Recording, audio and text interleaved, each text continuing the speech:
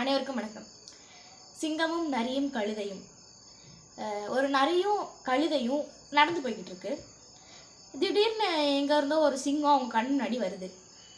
நரி என்ன நினச்சிச்சுன்னா, ஐயோ சிங்கம் நம்மளை கடிச்சு சாப்பிட்டுமோ அப்படின்னு பயந்துக்கிட்டு என்ன பண்ணுச்சுன்னா, நரிக்கிட்ட போய் சிங்கத்துக்கிட்ட போய் ரகசியமாக, ராஜாவே இந்த கழுதையை பார்த்தீங்களா எப்படி கொழுத்து போயிருக்குன்னு, அதனால நம்ம என்ன பண்ணலாம், நீங்கள் இதை சாப்பிட்ணுன்னா சொல்லுங்கள், நான் உங்களுக்கு ஈஸியான ஐடியா தரேன். அங்கே ஒரு பள்ளம் ஒன்று இருக்குது, அதில் நான் அதை எப்படியோ ஏமாற்றி தள்ளி விட்டுறேன். தள்ளி விட்டதுக்கப்புறம் நீங்கள் எவ்வளோ வேணால் சாப்பிட்டுக்கோங்க, என்ன விட்டுருங்க அப்படின்னு சொன்னிச்சு. ராஜாவும் அந்த சிங்கமும் சம்மதிச்சிருச்சு. அப்புறம் அதே மாதிரியே அந்த கழுதை ஏமாற்றி அந்த பள்ளத்தில் தள்ளி விட்டுருச்சு நரி. அப்போது சிங்கத்துக்கு முன்னாடி நரி சாப்பிட ரெடியாக இருந்த மாதிரி தோணவும் சிங்கத்துக்கு மனசு வரல.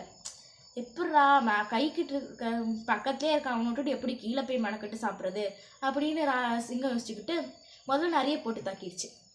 அதனால் யார் துரோகம் செய்யணும்னு நினைக்கிறாங்களோ அவங்களுக்கு தான் ஆபத்து முதல்ல வரும். அதனால எல்லாரும் எச்சரிக்கையாக இருந்துக்கோங்க.